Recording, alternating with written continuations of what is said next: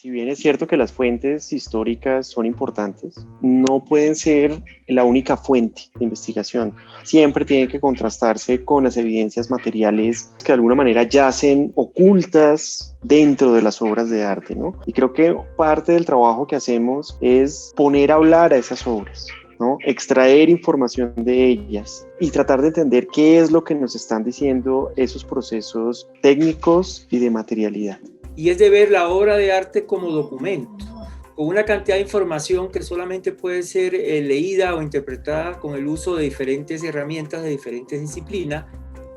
Voy a hablar brevemente sobre el tipo de análisis multiespectrales, es decir, son un tipo de examen global que se hace a las pinturas sin necesidad de tomar una muestra de ellas. Desde el siglo XIX algunas de estas ya se estaban usando para el estudio de pinturas. Sin embargo, acá en Colombia algunas de estos métodos solamente se han aplicado de forma puntual. Estamos avanzando en términos de investigación porque el límite de detección o la sensibilidad de estos métodos depende de las características de cada pintura, es decir, de cómo están las bases de preparación, los pigmentos, los materiales. Pues estos se llaman multiespectrales porque utilizan distintas porciones del espectro electromagnético, no solamente la luz visible, que es una porción muy pequeña, sino que además emplean luz ultravioleta, luz infrarroja y rayos X. Dependiendo de cada radiación, cada método recibe un nombre. La primera pues es la fotografía visible, que nos permite documentar las obras, el proceso de restauración, los cambios. También a través de la macrofotografía poder ver detalles que si bien son visibles, el ojo humano a veces no los percibe. Hay otras técnicas con luz visibles como la luz rasante o la luz tangencial, que es simplemente cambiar el ángulo de incidencia de la luz para revelar los detalles de la superficie, los relieves, y nos permite ver, por ejemplo, cosas como las pinceladas y el volumen de la pincelada en la pintura.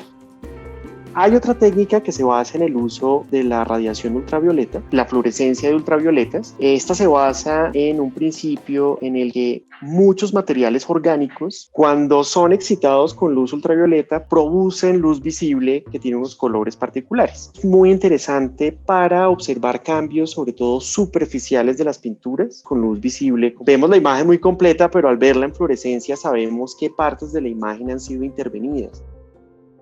El otro método que estamos implementando es el uso de la radiación infrarroja. Al ver la obra en luz visible, no podemos observar detalles con relación a los cambios que introduce el artista cuando está elaborando su obra. Estos cambios se llaman arrepentimientos. Generalmente se utiliza el nombre en italiano que es pentimenti, el plural de pentimento, ¿no? Es echar para atrás. Pues fíjense cómo la posición anatómica del pie implica cambios. De hecho, él cambia ambos pies. La fotografía infrarroja y la reflectografía infrarrojos nos permiten ver este tipo de cosas, las etapas, digamos, de composición de la imagen. Una vez que se ha hecho un estudio, digamos, visual, fotográfico con diferentes tipos de luces, vamos a hacer los análisis puntuales, que son los análisis que están dirigidos a comprender la forma y la composición de la materia que forma parte de esa obra, en este caso de la pintura. Tenemos que estudiar todas las capas que componen una obra, desde el soporte, cuál es el tipo de tejido y cuáles son las fibras que lo componen, las preparaciones y cada una de las capas pictóricas hasta sus recubrimientos. Para ello utilizamos estudios morfológicos y disgregados y extensiones. Es uno de los primeros métodos. Este es el lugar donde se toman las muestras, donde existe algún tipo de desperfecto o rotura.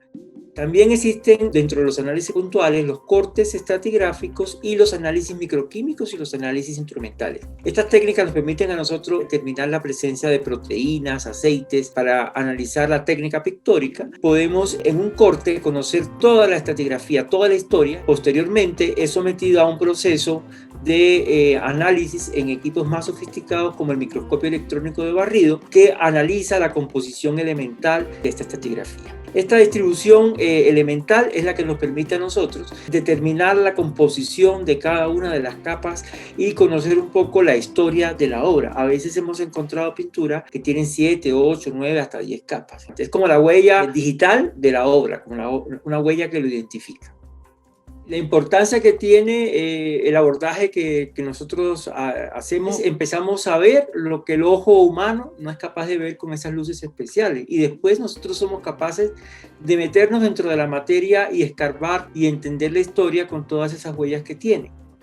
Lamentablemente, muchas veces no podemos cubrir toda y queda mucha información en esas obras, pero creo que ese es el camino para que muchos profesionales que trabajan en las artes y en las humanidades utilicen todas estas herramientas y trabajan de manera conjunta.